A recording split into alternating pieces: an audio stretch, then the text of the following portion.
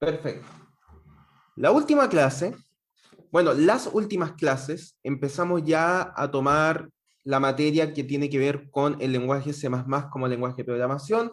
Por supuesto, en el contexto que estamos viendo en esta asignatura, que es la orientación a objetos, por lo tanto, hemos visto algunas similitudes que ha tenido Java y C++, y ya empezamos a ver cosas en que se diferencia, perdón, dentro de la clase anterior.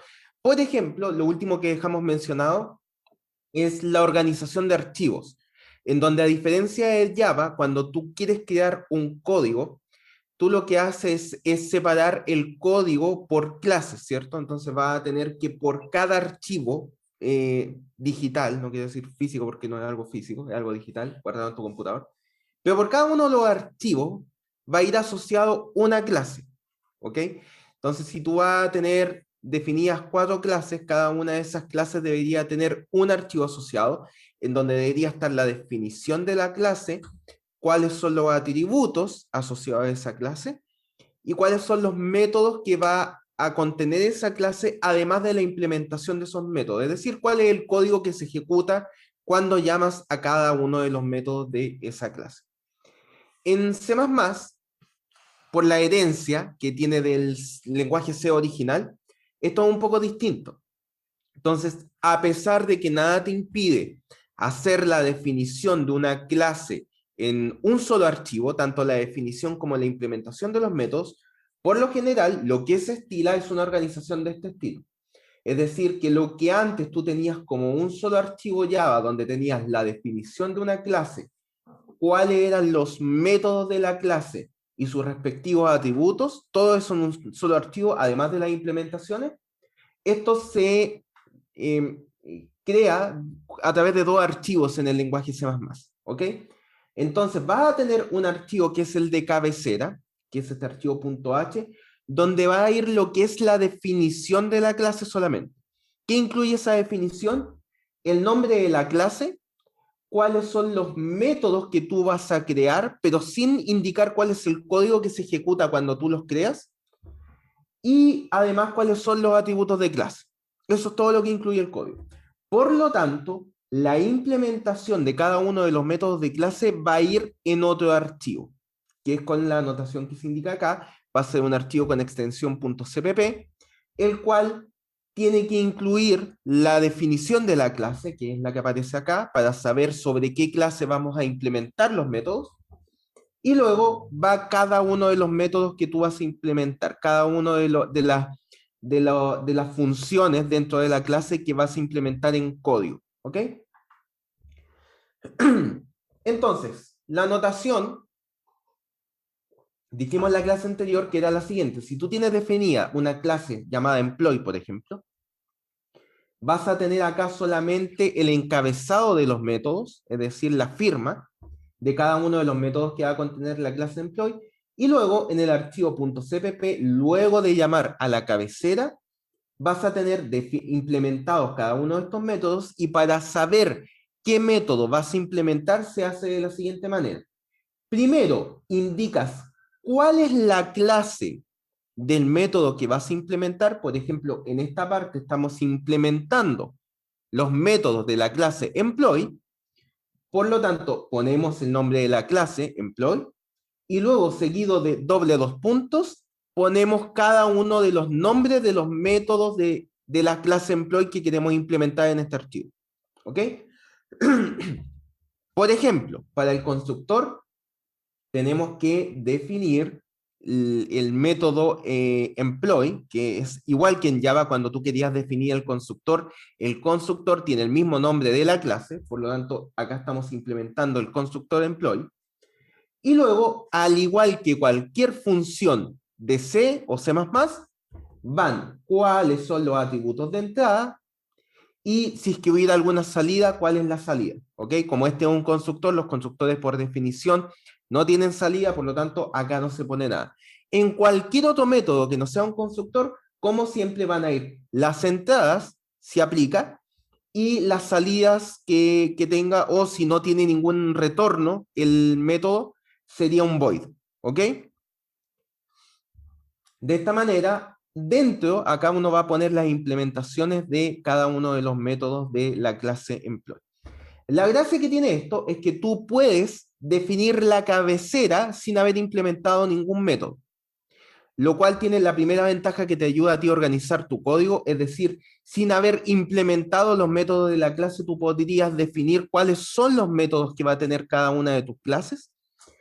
Y segundo, que al momento de compartir código, que tú estés trabajando en grupo, por ejemplo, tú puedes pasarle simplemente a alguno de los compañeros que esté trabajando contigo, le puedes pasar simplemente el archivo de cabecera para saber cómo acceder a las clases que tú has creado. Con el archivo de cabecera ya va a tener información suficiente para saber cómo ordenar el código que está desarrollando para que sea compatible con el tuyo. Ahora, que tú implementes los métodos de clases de una manera u otra es otro cuento. Pero ya con esto tienes la información necesaria para entregarle a cualquier persona que esté trabajando contigo. ¿Ok? Entonces, un ejemplo de esto.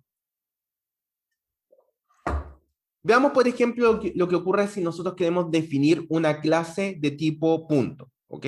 Punto definido en el contexto matemático. Es decir, va a tener una coordenada X y una coordenada Y que lo define y puede tener algún par de métodos adicionales asociados a la clase. Por ejemplo, dibujar el punto, mover el punto, es decir, trasladarlo, hacer, por ejemplo, una línea que vaya desde el origen al punto, etcétera, o desde ese punto a otro punto, etcétera. Dentro de la clase, nosotros también vamos a tener calificadores o modificadores de acceso, igual como los que teníamos en Java. A diferencia de lo que ocurría en Java, que tú tenías que poner el modificador de acceso para cada uno de los métodos y para cada uno de los atributos, en C++ se define a través de etiquetas. ¿Qué quiere decir esto? Que cuando tú pones la etiqueta public, en este caso con esta notación public 2 puntos, lo que estás diciendo es que todo lo que esté debajo de la etiqueta public va a definirse como público, por supuesto, hasta la siguiente etiqueta modificadora de acceso. En este caso, va a ser definido como public todos los métodos que hay acá y a partir de este punto todo lo que esté definido debajo de private va a ser definido como privado. En este caso son los atributos. Al igual que en Java, los atributos de clase se van a ver definidos como variables internas dentro de la clase. ¿Ok? Y los métodos de clase van a ser definidos como funciones internas de la clase que estás definiendo. ¿Ok? Y ojo acá, al momento de tú definir una clase es necesario que tú termines la definición con un punto y coma, ¿ya? Que es la definición de tipo estándar de C. ¿Ok? Existe, para aquellos que conozcan el lenguaje C, existe una estructura similar en el lenguaje C original, que también se puede ocupar en C++, parecida a las de las clases, que es la estructura struct, que, para aquellos que conozcan el lenguaje C. La gran diferencia entre struct y las clases de C++ es cómo están definidos los elementos internos por omisión. En una estructura, todo lo que está definido dentro de una estructura es por omisión público. Es decir, cuando tú creas, por ejemplo, una estructura de tipo llamada amigo, con un nombre y con una edad, estos dos atributos de la estructura son por omisión públicos. En cambio, en una clase, todo lo que no esté definido con ningún calificador de acceso, con ningún modificador de acceso, es definido por omisión privado. Por lo tanto, para definir algo público, tú tienes que hacerlo de manera explícita a través del modificador public. Esa es la gran diferencia. Aparte de que struct en el lenguaje C original, por supuesto, no permite métodos, por lo tanto no puedes crear funciones internas en el struct. Creo que esto se cambia en el lenguaje C++, pero de todas maneras no es muy recomendable nunca utilizar structs. Cuando tú utilizas clases, mantienes tú un mayor control como programador sobre qué cosas le da acceso público, por ejemplo. En Stack, como les digo, por omisión todo es definido como público, por lo tanto no es muy buena idea utilizar estructuras. A pesar de que pueden funcionar. Como mencionamos anteriormente, existen calificadores de acceso, igual que los que habían en Java, pero con algunas diferencias que son las que vamos a explicar ahora. Los calificadores de acceso que existen son privado o ausente, lo que acabamos de decir. Si tú no defines un calificador de acceso para un atributo o para un método, eso quiere decir que ese método o ese atributo de clase están definidos como privados. Por lo tanto, si tú no lo escribes, se asume por omisión que es privado. También lo puedes hacer de manera explícita con private. Cuando tú defines el calificador de acceso protected, los accesos que va a tener tanto ese método como ese atributo dentro de la clase van a ser acceso a los miembros de su clase, al igual que en Java, acceso a las clases derivadas, porque acá en C++ por supuesto también hay herencia, pero no va a tener acceso en otros casos, es decir, no tiene acceso público, ¿ya? También esto permite, tanto en privado como en protected, permite un acceso especial, que es el acceso a aquellas clases que estén definidas como friend. Vamos a hablar largo y tendido de qué son friend más adelante. Por lo tanto, por ahora, quédense como con que existe un tipo de acceso que se puede generar con un tipo de clases especiales que son las clases definidas como friend, ¿ok? Que también aplica para funciones y métodos, etc. Y por supuesto tenemos el modificador de acceso público de toda la vida, donde tenemos acceso desde cualquier lugar de tu código. Es decir, desde los miembros de su clase, desde clases o métodos o funciones que estén definidas como friend, clases derivadas en caso de la herencia y en cualquier otra clase. ¿Ok?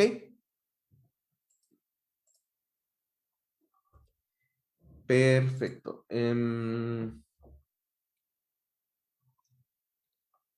Vamos a seguir con un nuevo ejemplo ahora, tratando de extender las cosas que hemos visto hasta ahora. Entonces veamos lo siguiente. ¿Qué pasa si queremos crear la definición de una clase, por ejemplo, de tipo automóvil? ¿Ok? Queremos crear dentro de nuestro código un automóvil y para ello tenemos que definir la clase con sus respectivos métodos y atributos. Entonces, como dijimos recién, la anotación acá es la siguiente. Tú dices class, el nombre de la clase, y luego con el calificador de acceso public defines todo aquello que tú quieres que sea público. En este caso estamos definiendo el constructor y algunos métodos de clase como el input, setNumDoors, display, getNumDoors, etc. Y en el caso del calificador private también vamos a definir algunas cosas como private, que en este caso son solamente atributos de la clase. ¿Ok?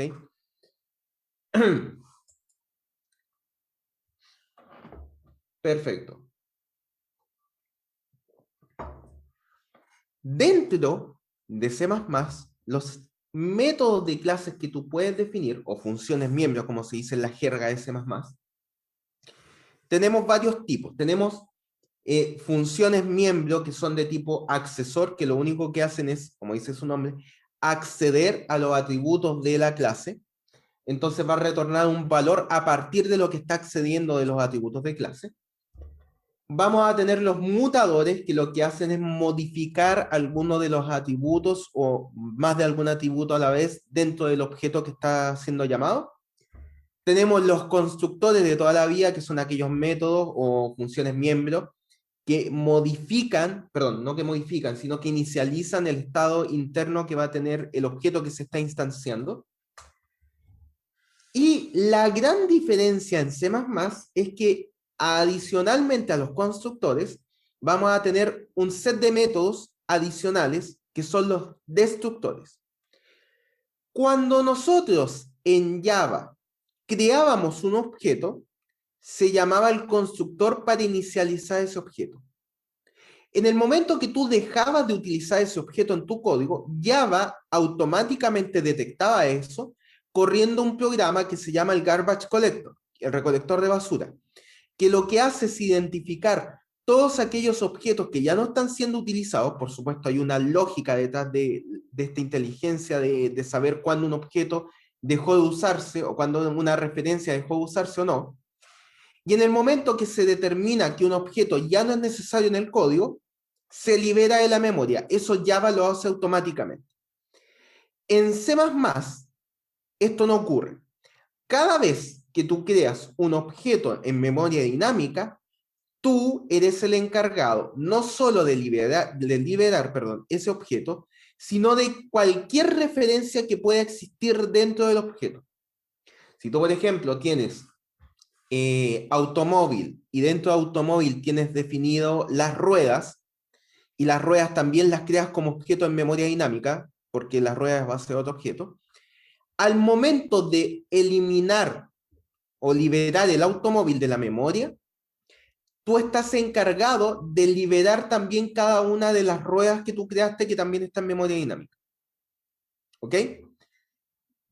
El método encargado de hacer todo lo que corresponda al momento de liberar este objeto es el método destructor. Perdón. ¿Y cómo se define un método destructor? Con la misma notación del método constructor, pero anteponiendo, la verdad que aparte de tilde o el sombrerito de la ñ, como quieran llamarle, pero acá le llaman virgulilla, la verdad que es una palabra que yo no manejo. Pero este símbolo que uno pone arriba de la ñ, o colita de chancho, si quieren llamarle, es el símbolo que tienes que anteponer al nombre del método que se va a encargar de liberar la memoria al momento, o de hacer todo lo que se deba hacer al momento de eliminar un objeto de la memoria. ¿Ok? Y al igual que los constructores, tiene que tener el mismo nombre de la clase, exactamente el mismo. Hay dos grandes diferencias, además de las que acabo de decir, entre el destructor y el constructor. La primera, un destructor no tiene parámetros de entrada. En el constructor, lo único que no habían eran parámetros de salida. En el destructor no hay ni parámetros de entrada ni parámetros de salida. No existe ninguna de las dos cosas. ¿Ok? Y lo segundo es que solamente puede existir un destructor por clase. ¿Ok? Entonces tú no puedes tener distintos destructores para distintos contextos. Tienes que tener solo uno. Lo cual tiene sentido porque hay solo una forma de eliminar un objeto de memoria. ¿Ok? Entonces, en código, ¿cómo se va a ver representado esto? De la misma manera. Vamos a tener que va a haber un destructor definido en nuestro punto H. Entonces vamos a tener este símbolo delante del método que nosotros vamos a definir como destructor. Y vamos a tener el resto de los métodos, ¿cierto? Tenemos el constructor, métodos mutadores o funciones miembro mutadoras y funciones miembro accesoras, que son las que acceden a los atributos de la clase y estos son los que los modifican. ¿Ok?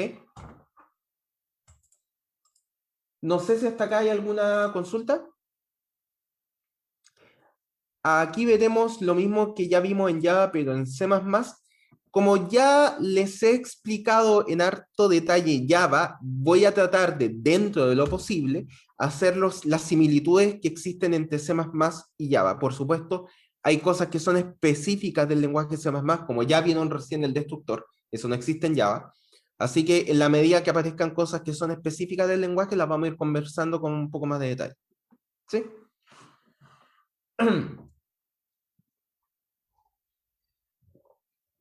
Entonces, en el caso de los constructores, la funcionalidad es similar a Java. Es decir, son aquellos métodos que inicializan el estado interno con el que empieza un cierto objeto.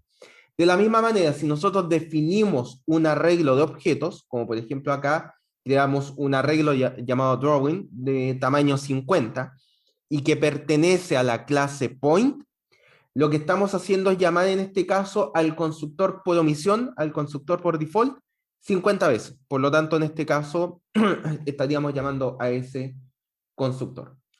Y como les dije anteriormente, a diferencia de Java, acá ya tenemos 50 objetos. Porque acá en Java, o sea, en C++, para crear referencias solamente, necesitas trabajar con la notación de punteros. ¿Ok?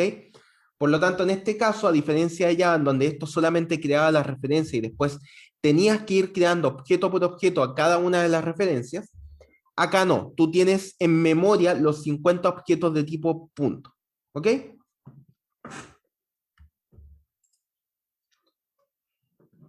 Ok, yo les dije en algún momento que lo que se estila hacer es cuando tú creas una nueva clase, los métodos de clase tú los implementas en otro lugar, en otro archivo separado.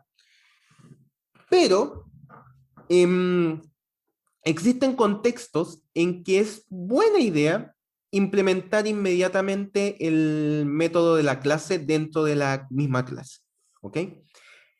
Cuando tú implementas un método dentro de la definición de la clase, eso se llama un método inline. Y eso, además de la notación, tiene una ventaja comparado con definir métodos en un archivo separado.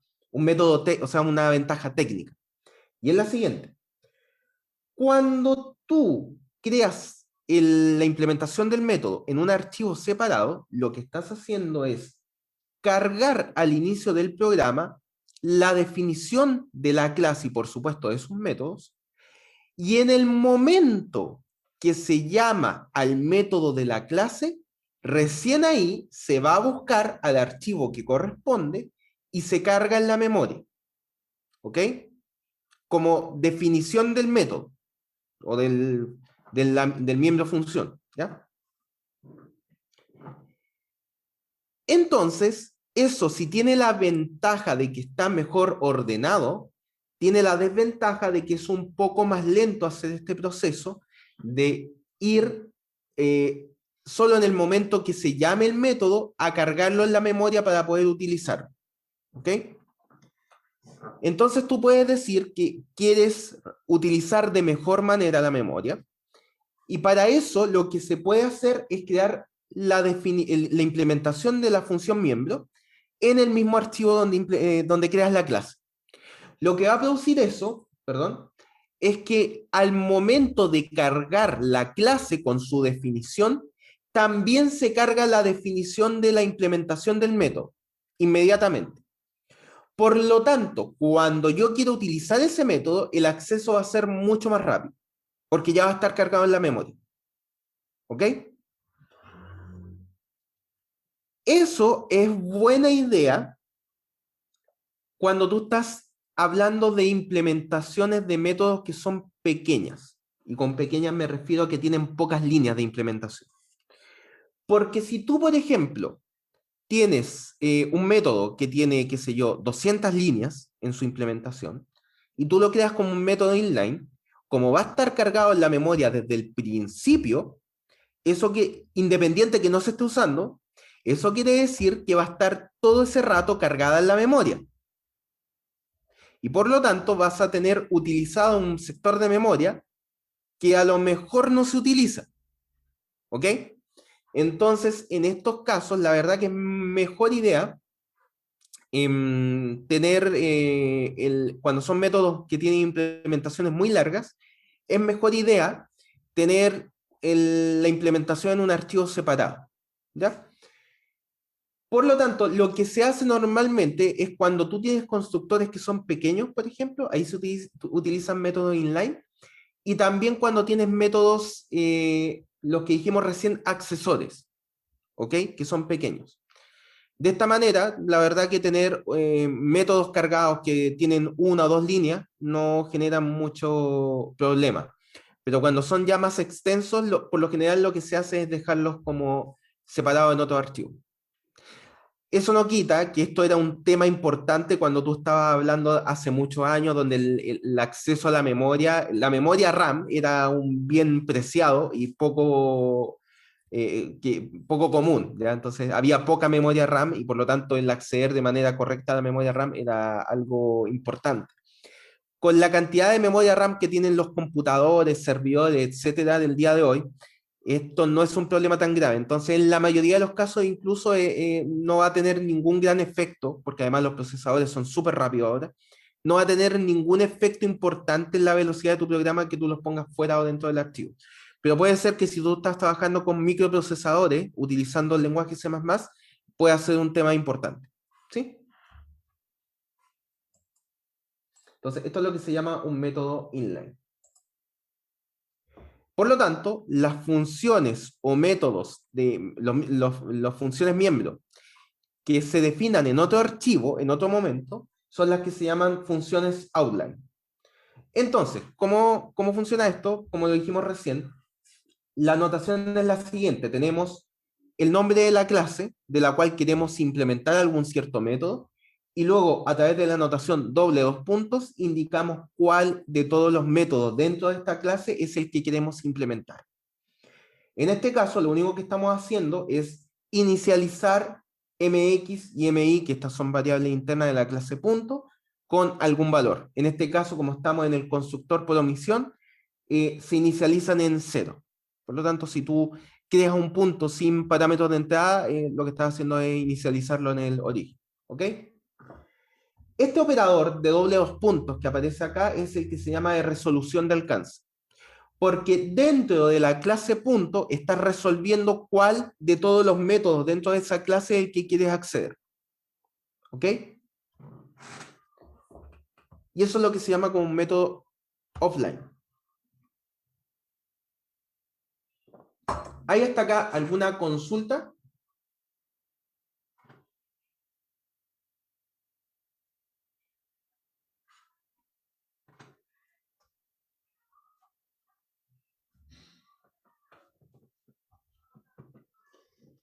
Entonces, continuemos revisando elementos del lenguaje C++. El modificador que aparece acá, const, sería el equivalente al modificador final que ustedes vieron en Java, que lo que hace es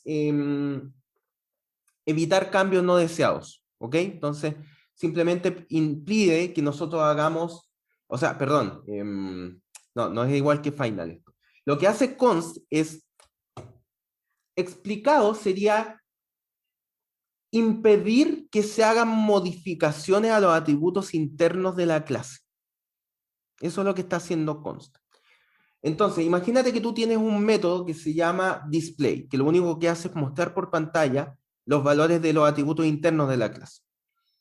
Entonces, si tú quieres asegurarte, por ejemplo, tú eres el programador que hizo la definición de las clases y después hay otra persona que hace la implementación de los métodos de la clase y tú quieres asegurarte que ese programador no modifique en ese método ningún atributo interno, tú lo puedes definir como const de tal manera que no se pueda modificar ninguno de los elementos internos de la clase utilizando este método, porque solamente hace un método accesor, ¿ya?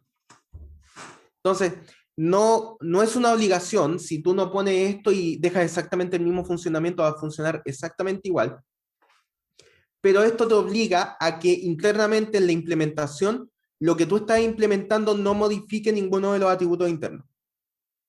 ¿Ok? Entonces, implementaciones de los métodos en este caso de la clase que estamos viendo de ejemplo, que es la clase automóvil. Entonces tenemos acá un constructor que lo que vimos ya es que inicializa los atributos internos de una clase. Esto es exactamente igual que en Java. Por lo tanto, acá vamos a tener las líneas de código que inicializan los atributos internos de automóvil.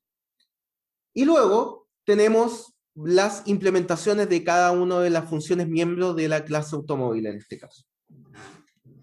Por ejemplo, acá lo que hace el método display, la función miembro display, es mostrar por pantalla a través de cout y mostrando los contenidos de cada una de estas variables internas, cuál es el estado del automóvil en ese momento. Por lo tanto, y con const nos estamos asegurando que en ningún momento nosotros podemos modificar una línea de código acá interna de manera tal que cambiemos alguno de los valores definidos dentro de los atributos de clase.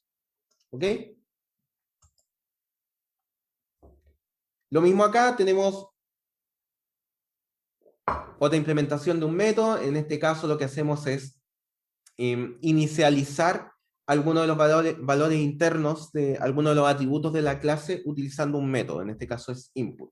En caso de que nosotros queramos inicializar el automóvil a través de registro por usuario. Entonces, en este caso se usa cout para la salida, para los mensajes de salida, y el sein para recibir interacciones con el usuario por la terminal. ¿Ok? Entonces, no sé si hasta acá hay alguna consulta.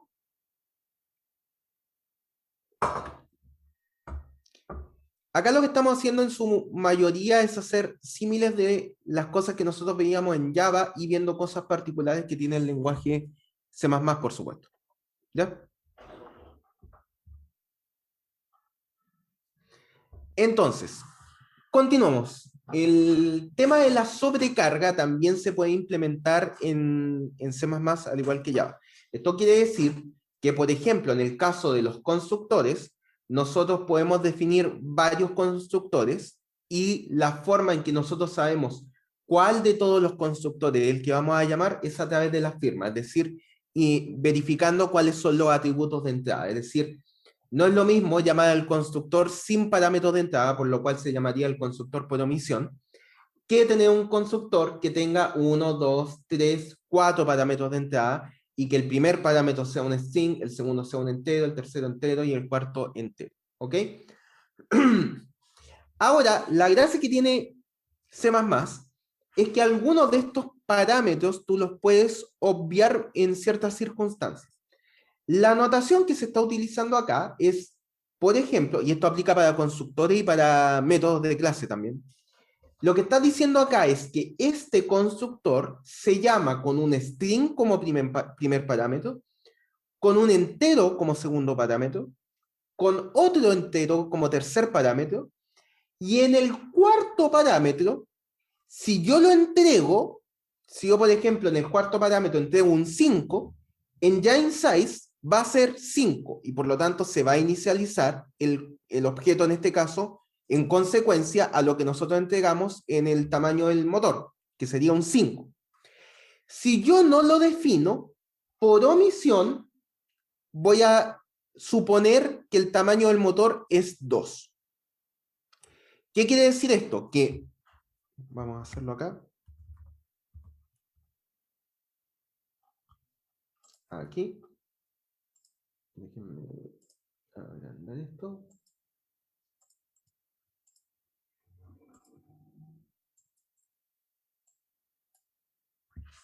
Ahí. Si tú defines automobile, entonces este es el constructor.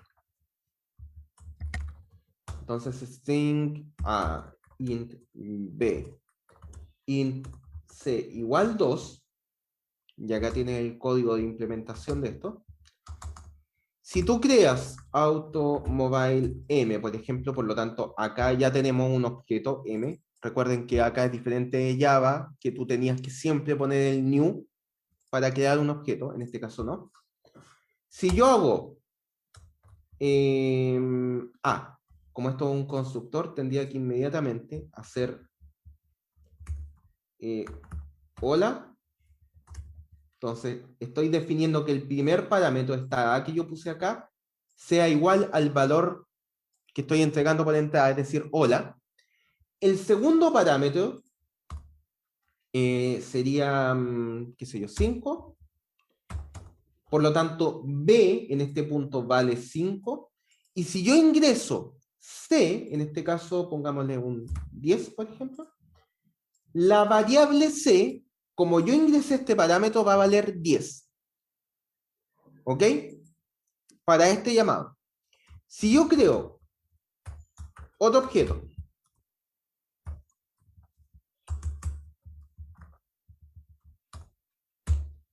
en este caso,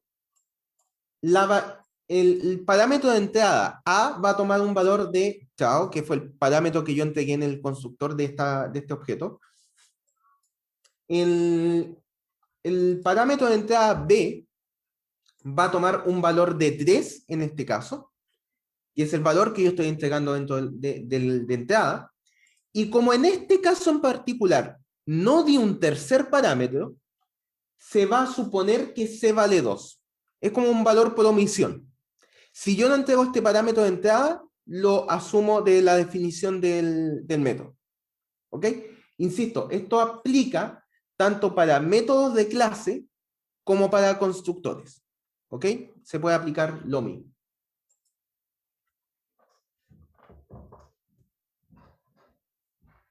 Profesor, Dime. por ejemplo, cuando uno hace un new. ¿En ¿Sí? ese new se puede como inicializar el constructor? ¿O tiene que ser de la forma que lo hizo ahora? No, no, tú perfectamente. O sea, acuérdate que C++ permite las dos notaciones. Lo que pasa es que esto te crea el objeto en el stack o en Ah, memoria ok. estática en general, pero en el stack. Esto te lo genera en el stack en contexto general. Pero tú también puedes perfectamente decir automobile o es igual a new automobile y acá llamar, qué sé yo, con qué sé yo, ¿no?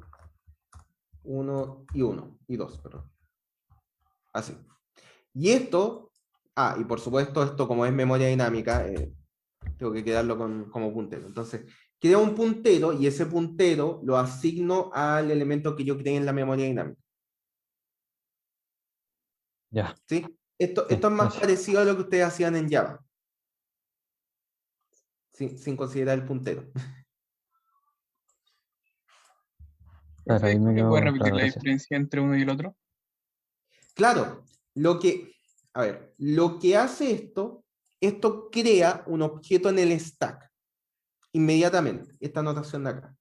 Por lo tanto, el sector de memoria, si tú em,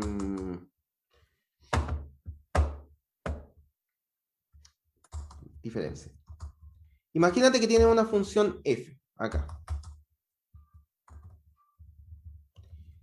Si tú acá haces automobile m y quedas hola 1, 2,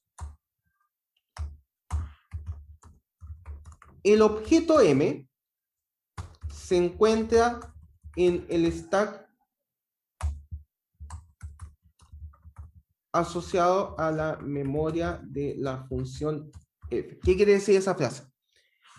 Cuando tú llames a la función f acá, hagas esto, en algún lugar de tu código, válido por supuesto, lo que va a hacer esta línea es, ok, estoy llamando a la función f y esta función va a tener variables internas, por lo tanto yo necesito asignar un sector de memoria a esta función. El sector de memoria en el cual se asigna esa función es el stack. ¿Ok? Por lo tanto, en el stack voy a tener no solo la función, sino que también esta variable de acá. Cuando yo termine de utilizar esta función, voy, qué sé yo, cuando la función termine de ejecutarse, todas estas líneas de código que puedan haber entre medio, termine de ejecutarse, esta variable de acá se va a liberar. ¿Ok? Se va a liberar, por lo tanto, ya acá m ya no existe. ¿Ok? Perfecto. Si yo ahora en f, o vamos a hacer con otra función, g, creo una variable, un objeto,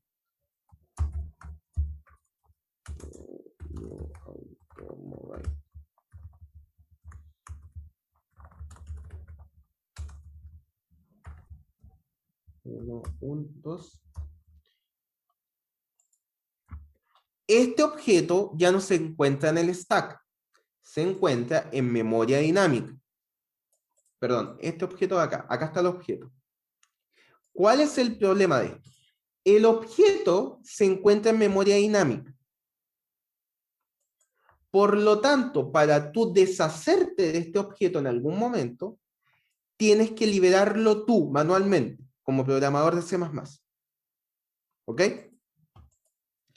El problema es que esta variable de acá, como es interna a la función g, esta variable sí está, el puntero sí está en el stack. Por lo tanto, tienes una variable en el stack que apunta a un objeto que se encuentra en memoria dinámica.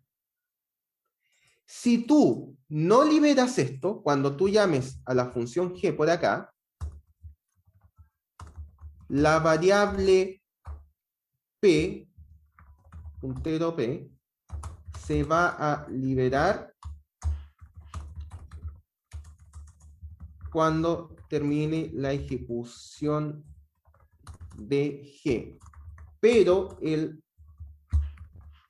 objeto no se libera. ¿Ok?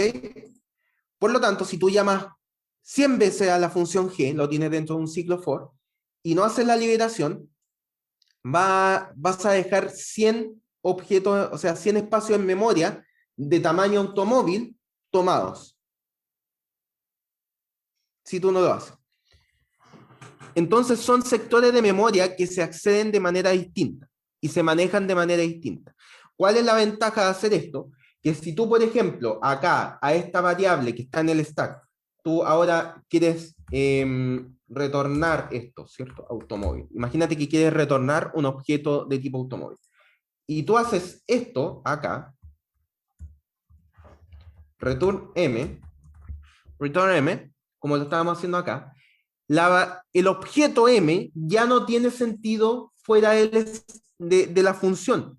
Por lo tanto, por más que tú hagas automóvil x igual f, esta línea no tiene sentido. ¿Ok? Porque acá el objeto ya va a dejar de existir fuera del stack. ¿Te fijas? En cambio, acá, lo que vas a retornar, si tú retornas P, y tú creas acá automobile puntero X igual G, lo que vas a retornar acá es simplemente el valor del puntero, y eso es lo que tú vas a asignar a X.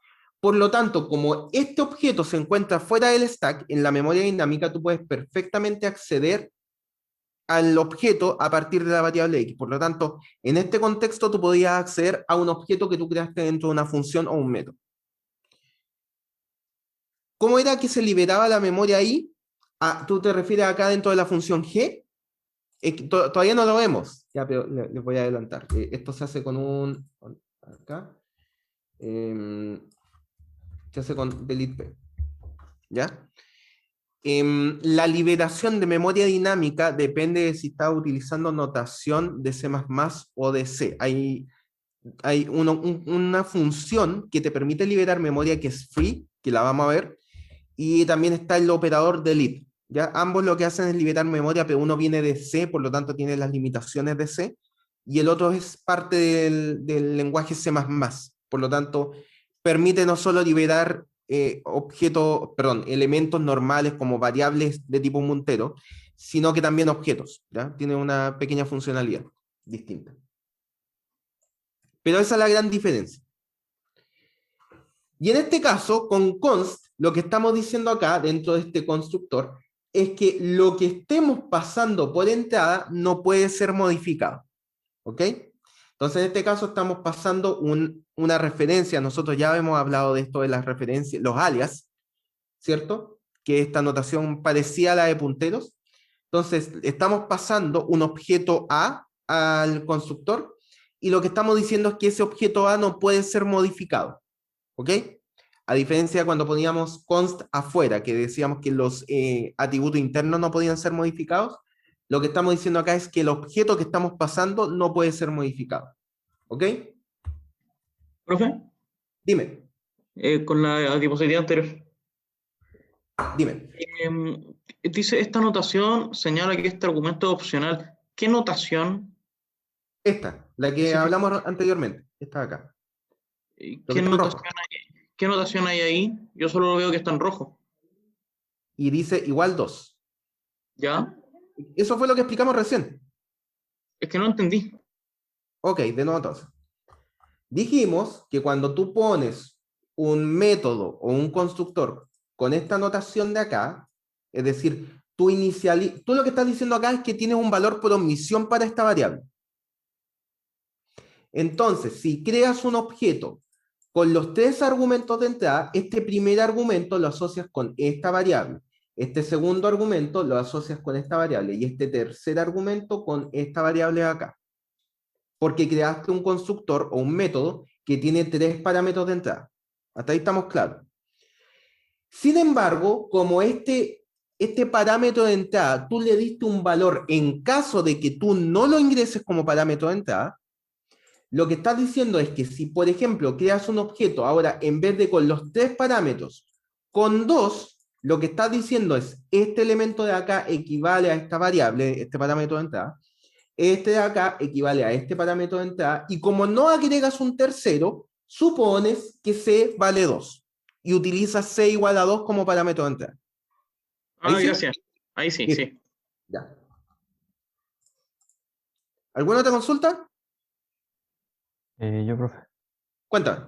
en la última explicación, ese C que va con un valor como por default, también tiene que ir declarado como public o private Es un en parámetro alguna de parte. entrada. Es un parámetro de entrada, así que no tiene calificador de acceso. Ah, claro, sí, sí. Sí, ¿Sí? ya. Eso. Ahora, que tú esto lo utilices para inicializar un atributo de entrada, depende de lo que estés haciendo tú. Claro. Sí. Insisto, esto es no solamente para los constructores, esto, si tú creas un método, para que no se confunda, automobile, método F, por ejemplo, y acá tienes int A, int B, int C igual 5, y acá haces, qué sé yo, cout A, B, C, inline, suponiendo que está definido el namespace y todo el tema, y tú haces automobile J, esto va a llamar al constructor por omisión, y luego haces j.f, por lo tanto estás llamando al método f de automobile. Esto lo que va a hacer, si tú lo llamas con 1,8 por ejemplo, esto va a mostrar, va a mostrar por pantalla 1, 8 y 5. Porque como no di el tercer parámetro de entrada, es este el valor que va a tomar el tercer parámetro. Si yo no entrego este parámetro, tomo el valor por omisión. Esto, a ver, todos acá han visto Python, a esta altura, voy a suponer eso. Es lo mismo que cuando tú definías una función f a, b, c igual 2. Es exactamente lo mismo que en Python. Así que si ustedes han visto Python, esto debería serles familiar. ¿Sí? ¿Alguna consulta más? Por mi parte, no, profe. Muchas gracias por la Ya. explicación. Ahí me quedó súper claro. Genial. Esa fue la pregunta.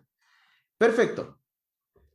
Entonces, ¿cómo se invoca a los constructores? Ya hemos visto algunas formas, entonces vamos a repasar de todas maneras cómo es que tú invocas a los constructores en C++. Como dijimos, cuando tú creas una variable a partir de una clase, como lo estamos haciendo acá, inmediatamente lo que se hace en este caso es llamar al constructor por omisión. El constructor por omisión es el constructor sin parámetros de entrada, ¿ok? Por supuesto, que sería este de acá. Pero por supuesto, tú puedes llamar al constructor con algunos parámetros adicionales de entrada. Entonces, para hacer eso, tú puedes usar esta notación de acá, es decir, el nombre de la clase como si fuera un tipo de dato más. Luego viene el nombre de la variable. Y entre paréntesis, como si estuviera usando el constructor, le dan los parámetros de entrada al constructor que inicialice la variable que estamos creando, en este caso yourCar, ¿ya? Si estás, por ejemplo, inicializando esta variable, este nuevo objeto, con otro objeto también lo puedes hacer. Ahí se va a llamar a un constructor o al otro, dependiendo de la firma. La firma, recuerden, repito, viene dada por cuáles son los parámetros de entrada del constructor. Si llamas al constructor sin parámetros, la firma calza con este llamado de acá, por lo tanto se va a llamar ese constructor. Si llamas al constructor con 1, 2, 3, 4 parámetros de entrada y de estos tipos, la firma calza con este constructor, por lo tanto se va a llamar a este. Y si la firma calza con un parámetro de entrada de tipo automóvil, en este caso se llamaría a este constructor. ¿Ok? Y luego vienen las implementaciones. Acá no me voy a detener mucho. Lo que estamos haciendo acá es simplemente inicializar los parámetros o sea, los atributos de la clase con los parámetros de entrada. Esto es exactamente igual que en Java. Entonces, fíjense que estamos inicializando un atributo que se llama make con el string que viene como parámetro de entrada que se llama pmake, ¿ok? El número de puertas se inicializa, el atributo número de puertas se inicializa con el parámetro de entrada de este constructor que es doors, ¿ok? Y así para cada uno. Esto es simplemente inicialización. ¿Se puede ocupar el this en C++? Sí, se puede utilizar en C++, pero la notación creo que es un tanto distinta en este caso. Vamos a ir viendo cuándo utilizar super, cuándo utilizar this y todos los modificadores. Eso lo vamos a ver con más detalle en la herencia, pero al igual que en Java, cuando tú tienes definidas los parámetros y estás dentro de la misma clase, lo puedes utilizar directamente. Así que pero de todas maneras vamos a ver notación de super, this, etc. ¿Ok? O lo equivalente de esas notaciones en C++. ¿Ya? Ojo, un detalle. Cuando tú defines ¿cómo se llama? El método de la clase, en este caso tú puedes definir un parámetro para inicializar, como lo vimos recién. ¿Ok? En este caso, en la definición de la clase, en el constructor, definimos como parámetro para el cuarto parámetro, valor para el cuarto parámetro, lo definimos con valor por omisión un 2. Pero en la implementación, y acá para ser más específico con lo que yo haya escrito anteriormente, en la implementación no es necesario que tú pongas el igual a 2. ¿Ok? Porque ya quedó escrito en la definición del método de la clase. Por lo tanto, eso queda definido acá y no en la implementación. ¿Ok? Por lo tanto, acá ya no es necesario eso. ¿Sí? Visibilidad. Bueno, acá apareció el this en todo caso. Como dice acá, algunas veces puede ocurrir que los nombres de los parámetros sean los mismos que los datos miembros. ¿Ok? Entonces, si tú, por ejemplo, acá a los parámetros de entrada, tú les hubieras puesto los mismos nombres que los atributos internos, que eso se estila hacer, para diferenciar uno del otro donde se usa la notación this, ¿ok?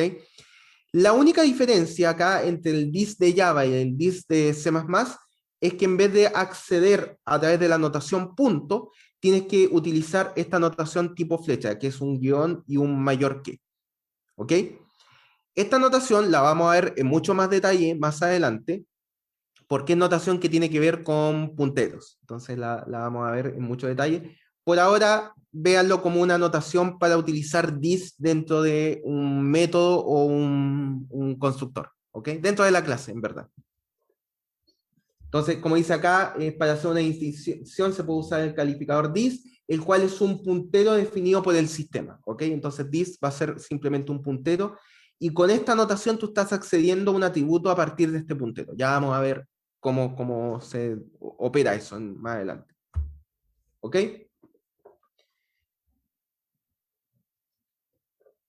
Adicionalmente, C++ provee para los constructores una forma de inicializar los atributos internos de las clases que es un poco más rápida de entender y de utilizar, que son las listas de inicialización. Y esto funciona de la siguiente manera. Miren. Veamos un ejemplo rápido. Entonces, vamos a crear la clase punto. ¿Ok? Y acá vamos a definir dos parámetros de entrada, X e Y. ¿Sí? Entonces, si tú, por supuesto, acá vas a tener un constructor, point, int X, int Y, y la implementación de esto va a ser, esto debería estar en otro archivo, point, que es el nombre del constructor, X, int Y, y por lo tanto acá this X, por lo tanto la variable X perteneciente a la clase se le asigna el parámetro de entrada X, y la variable, el atributo interno Y de la clase le voy a asignar el parámetro de entrada Y. Esta es una forma de inicializar los atributos internos de tu clase. Pero a través de las listas de inicialización hay una forma mucho más rápida de hacerlo, que es la siguiente. Point, a partir de la clase punto, accedo al constructor, indico cuáles son los parámetros de entrada, y, acá dentro va a ir el código de lo que yo quiera hacer que no tenga que ver con la inicialización. Entonces, por ejemplo, si yo quisiera hacer algún cout de los parámetros internos, eso lo puedo hacer perfectamente acá.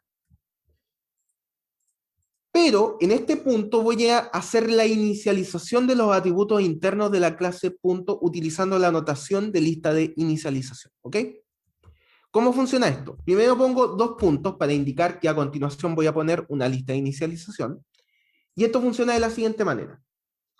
Pongo X para referirme al atributo de entrada X y luego indico con cuál de los parámetros de entrada voy a inicializar ese atributo. En este caso, voy a inicializar el atributo X con el parámetro de entrada X. Y eso lo pongo entre paréntesis. ¿Ok? Y lo mismo para Y. Y se inicializa con Y. Eso quiere decir que el atributo interno Y se inicializa con el parámetro de entrada Y. Y esto genera el mismo efecto que esto de acá. Exactamente el mismo efecto. Por lo tanto, a ver, si tú pusieras un cout acá abajo, cout this x this y, esta línea tendrías que, por supuesto, hacerla acá si es que usa listas de inicialización para inicializar los parámetros. ¿Ok? Esta es otra forma de inicializar los parámetros de entrada de ¿cómo se llama? De la clase. La gracia de esto es que en algunos casos puede ser que algunos de estos parámetros no sean variables solamente, como las que vimos recién, de tipo entero, o flotante, string, etc.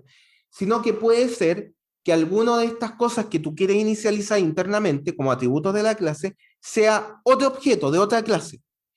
Al hacerlo de esta manera, estás llamando inmediatamente al constructor de ese objeto. ¿Ok? Por lo tanto, es mucho más simple de utilizar de esa manera. Y es mucho más rápido de notar. ¿Ok? Entonces, y como dice acá, también es, si tú tienes algún atributo constante, es decir, definido como const, en este caso tienes que inicializarlo a través de una lista de inicialización. No hay otra forma de hacerlo. ¿Ok? ¿Dudas hasta acá? Profe, ¿puede repetir lo último que dijo? De algo del constante.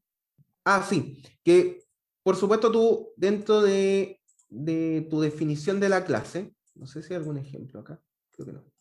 No importa. Si tú, por ejemplo, defines, al final el modificador const lo que hace es impedir que cosas se modifiquen. Sí, tiene alguna similitud con final, pero depende de cómo lo utilices, puede tener alguna diferencia como las que hemos visto. Pero, por ejemplo, a ver, voy a utilizar esta misma clase definida acá. Entonces, si tú defines const int, lo que está diciendo es que, perdón, const x, vamos a hacerlo con una sola. ¿Ok? Const int y. Va, está ahí más. Lo que está diciendo es que x es una variable de tipo entero que su valor no debería cambiar una vez inicializado, una vez asignado. Entonces la pregunta es cómo tú asignas ese valor en C++.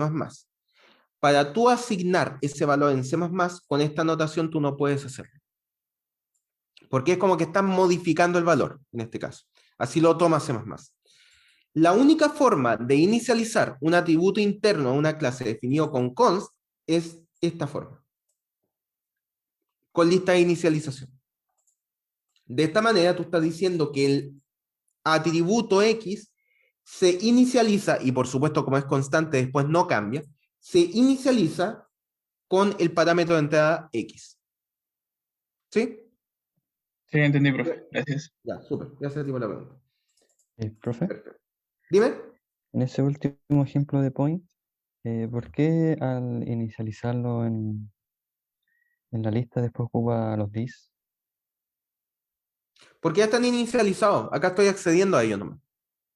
Pero no puede acceder de la forma así X, sí, Sí, solo X totalmente. y ¿sí? Sí, totalmente, totalmente. Lo que pasa es que, a ver, en este caso en particular no, porque yo definí los parámetros de entrada con el mismo nombre. Es lo mismo que ocurría en Java. Cuando tú en Java tenías un parámetro que tenía el mismo nombre de un atributo interno, lo tenías que diferenciar con this para acceder a él. Sí, ¿Sí? pero no se supone que con la lista de inicialización ya le estamos dando Está el X inicializado, al pero, X. pero los constructores, parte de la labor de un constructor es inicializar los atributos de la clase, dependiendo de lo que tú digas. Pero puede hacer lo que tú quieras un constructor, pues un constructor es un método interno, al final. Si yo quiero en un constructor mostrar por pantalla algo, nada me impide hacer eso. Entonces lo que estoy haciendo acá es mostrar por pantalla cuál es el valor del atributo X y el atributo Y. Estoy accediendo, no lo estoy modificando ni inicializando. Ok, ya, ¿Sí? sí, Ya, gracias. ya se digo. Entonces, acá. Esto es lo último, ¿cierto? Sí. Los destructores. Conversemos de los destructores. Como les dije anteriormente, a diferencia de Java, en C++ no existe un garbage collector. Por lo tanto, necesitamos, de alguna manera explícita, decirle a C++ qué debe ocurrir cuando nosotros liberamos un objeto de la memoria. Y en este caso, lo que se ocupa es un destructor. Entonces, como dice acá, en C++ el destructor se invoca en forma automática justo antes que el objeto sea inaccesible para el programa. ¿Ok? ¿Para qué sirve un destructor? Imagínate que, por ejemplo, tú tienes una clase que abre un archivo. En el momento que tú deberías cerrar el archivo es en el destructor, por ejemplo, suponiendo que lo vas a utilizar durante todo el tiempo de vida del objeto. Porque de esa manera, si tú no lo hicieras, al dejar de utilizarse el objeto, se mantendría solicitada la memoria en la cual tú almacenaste el archivo para tu programa. Lo mismo ocurre cuando tú accedes a otros objetos con memoria dinámica. Si tú no utilizas el destructor para liberar esos objetos van a quedar tomados en la memoria dinámica. Por lo tanto, veamos un ejemplo. Imagínate que acá, por ejemplo, vamos X, ¿qué puede ser? Algo más sencillo. X, y esto va a ser de tipo puntero. ¿Ok? Entonces esto es un número. Acá simplemente vamos a almacenar un número. Entonces, y acá tenemos nuestro constructor. Número, y acá ponemos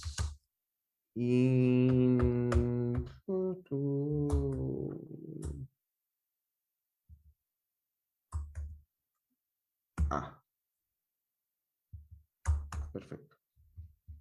Entonces, llamamos al constructor número,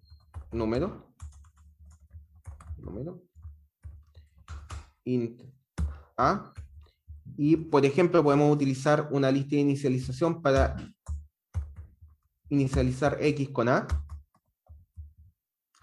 Por lo tanto, en este punto, x y a, como ambos son punteros y estoy asignándole a x el valor almacenado en el puntero a, ojo, el valor almacenado en el puntero a es una dirección de memoria. Recuerden eso siempre.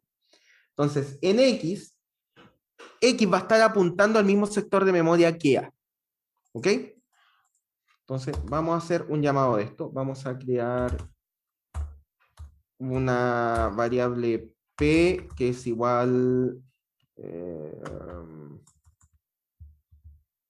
vamos a hacerlo así. Int Q es igual a 3. Y esto va a ser igual a la dirección de memoria de Q. ¿Ok? Sí, eso está bien. O más, no, más fácil. Int P. Y ahora de referencia P y le doy ya. Ok. Más cortito. Entonces creo un puntero de tipo entero. Y ahora el valor al cual apunta P está asignado como 3. ¿Ok? El valor al cual apunta. Entonces, P tiene una dirección de memoria almacenada en este punto que se le asigna el valor de 3. ¿Ok? Esto, por supuesto, acá falta un malo entre medio, qué sé yo, pero vamos a dejarlo así por mientras. ¿Ya? Faltan cosas que vamos a ver. Supongan que el valor al cual apunta P simplemente es 3. ¿Ya? Acá falta new o malo. Y lo veremos más adelante. ¿Ya? Con esta anotación lo único que quiero decir es que el puntero apunta en sector de memoria y en ese sector de memoria hay un valor de 3. ¿Ya? Entonces, vamos a crear una variable número y esta la vamos a inicializar con P. ¿Ok? Por lo tanto, acá estoy llamando al constructor de P, o sea, de número, para este objeto. Y acá puedo hacer muchas cosas con K, ¿cierto? Voy a hacer un montón de cosas. Y en algún momento se va a dejar de utilizar K. Cuando se deje de utilizar K, este sector de memoria se va a mantener tomado, porque acá en ningún momento lo he liberado. ¿Ok? Entonces yo lo que debería hacer es un destructor en el cual, por ejemplo, voy a hacer lo siguiente.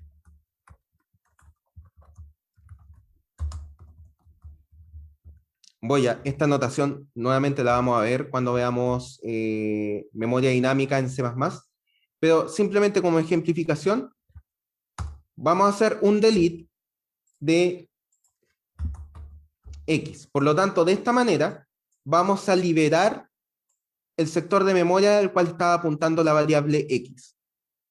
¿Ok? Por lo tanto, de esta manera, no dejamos ese objeto tomado en memoria al momento de dejar de utilizar la variable de tipo número. ¿Sí?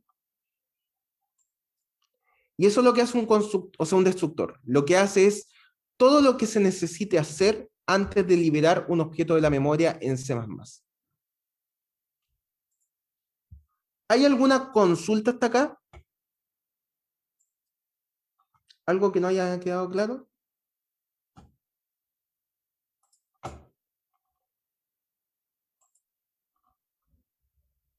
No, profe, todo claro. Súper, muchas gracias.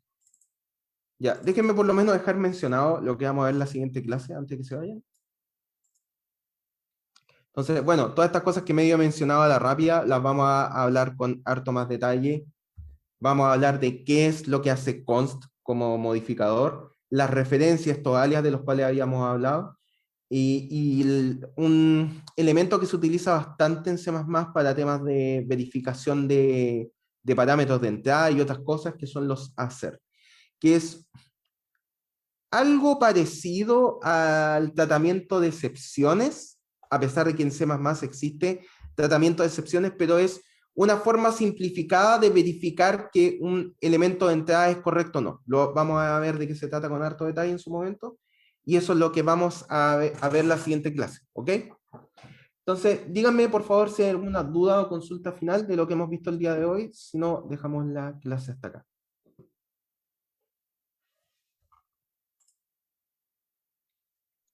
Profe, yo tengo dudas, ¿Dime? pero no sobre la clase, o sea, Dime. como sobre el ramo.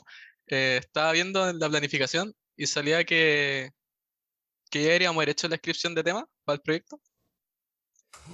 Sí, tengo que mandarle un correo sobre eso. Pero sí, ya se va. Es que lo que pasa es que esta semana se va a habilitar el tema de la inscripción de temas. Así que sí, debería haber estado hecho, pero como hemos movido algunas fechas, eso se atrasó. ¿ya? Ya. Y Así que no es mala idea, por supuesto, que nosotros al principio del ramo nosotros dijimos que tenían que hacer proyectos y que tenían que desde ya juntarse en grupo. Así que es buen momento, ya que terminaban la tarea, deberían estar un poco más desocupados de juntarse con sus grupos y empezar a conversar de qué es lo que quieren hacer. sí, pero el proyecto, o sea, el tema como en torno a qué debe ser, o sea, pensando, por ejemplo, en Qt o mm, como algo más específico. A ver, detalles del proyecto. Tema, lo que quiera. Lenguaje de programación, el que quiera. Siempre y cuando sea en orientación a objetos. Ya, o sea que ¿Ok? podríamos usar como Qt o JavaFX, por ejemplo. O De que, Python, o ya, JavaScript, cualquiera. o lo que quieran. Realmente, Ya, PHP. De verdad, da lo mismo. Ah, ya, pero ¿y ¿Ya? la tarea 3 sí va a ser de Qt, ¿no es cierto? Sí, no, la tarea. A ver, lo que nosotros hacemos en el Ramos es asegurarnos de que al menos aprendan dos lenguajes orientados a objetos. Si ustedes después quieren reutilizar los conceptos, que de hecho es la idea, que reutilicen los conceptos que han visto en el ramo en otros lenguajes, perfecto. De hecho, les serviría más a lo mejor que intenten aplicar esto mismo en otros lenguajes que ustedes hayan visto. Ya, ya, La profe, muchas gracias. orientación a objetos de Python, por ejemplo, es bastante fácil de aplicar y de entender también. Así que si quieren Ya, utilizar Python u otro lenguaje, el que quieran. ¿Ya? ya, muchas gracias. Ya sea tipo la pregunta. ¿Alguna otra consulta? profe, aparte del que sea orientado a objetos, o ¿va a haber algún otro alineamiento, algún otro requisito en el tema del proyecto? Absolutamente ninguno. Por supuesto, hay algunos lineamientos subjetivos, ¿no? Porque no hay forma clara de definirlo, que tengan un grado de complejidad mínimo. Y eso, la única forma de determinarlo es que ustedes, si quieren en algún momento, conversen conmigo, profe, esto es suficientemente complejo, en los dos sentidos, o sea, que no me vayan a hacer un hola mundo en Java, por ejemplo, por terminal, eso no, por más que sea orientado a objetos, y, no cumple con los objetivos del ramo. Y para el otro lado también, o sea, si ustedes hacen un proyecto demasiado complicado, probablemente sea buena idea que lo conversen conmigo para determinar cuáles son los límites del proyecto. Entonces, para ambos lados, la complejidad del proyecto es algo que tienen que determinar, pero eso es más subjetivo. Yo no puedo darle las características de qué determina la complejidad de un proyecto. Así Gracias, que profe. si en algún momento tienen dudas sobre si el proyecto es lo suficientemente complejo, o sea, si es muy básico o muy complejo, pregúntenme a mí o pregúntenle al ayudante. ¿Ya? Con eso se salen de dudas. ¿Alguna otra consulta? Profe, en el chat le preguntaron algo. Ah, perdón. Si una clase tiene un atributo int a, ¿es necesario hacer delete x en el destructor o eso solo aplica a punteros alocados? Efectivamente, solamente tiene el delete solo aplica a elementos que están almacenados en memoria dinámica, y para almacenar en memoria dinámica tiene que haber sido con un new, porque el new va de la mano con el delete y malloc va de la mano con free, es la función. Entonces, como se pueden dar esos enredos entre C y C++, les recomiendo que utilicen la notación de C++. Vamos a ver las dos por un tema netamente docente, porque entender cómo funciona malloc y free es algo pedagógicamente bueno para después entender qué es lo que hace new y delete. Pero yo no voy a aconsejarles nunca que ocupen malloc y free en este ramo. ¿Ya? No sé si hay alguna otra consulta. Súper, gracias Ignacio. Si no hay más consultas, dejamos hasta cada clase. Mejor, encontrar difícil malo. Voy a explicarlo igual, bien a detalle qué es lo que hace malo. De verdad que una vez que lo entiendes no es difícil de entender. Y si entiendes bien malo, deberías entender de manera sencilla, más sencilla aún que lo que hace new y delete. ¿Ya? La notación puede ser complicada, pero lo que hace realmente no es complicado. ¿Ya? Espero lograrlo cuando lo veamos, que no lo vean como algo complicado. ¿Ya? Así que eso, no sé si hay alguna otra consulta. Listo, dejamos la clase hasta acá, chicos, entonces. Que estén muy bien. Profe, gracias. Ah, Chao. profe, Chao, gracias. chao. Nos vemos, chao.